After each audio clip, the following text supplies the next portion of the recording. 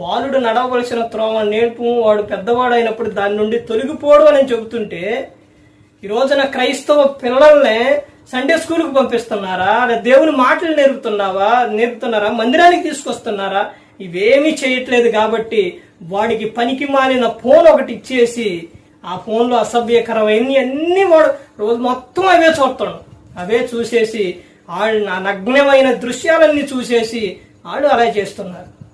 పిల్లల ముందే ఫోన్లు పెట్టుకుని అసభ్యకరమైనవి చూడటం వలన వాడు అందులో చూసేసి ఏం చేస్తుండో, ఆడపిల్ల చిన్నపిల్ల పెద్దోళ్ళని లేకుండా భయంకరంగా ఇది చేసేస్తున్నారు.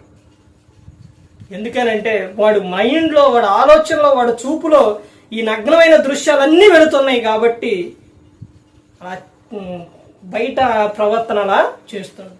ఇప్పుడు చూడండి, ఈ ఫోన్లోని టీవీల్లోని నగ్నమైన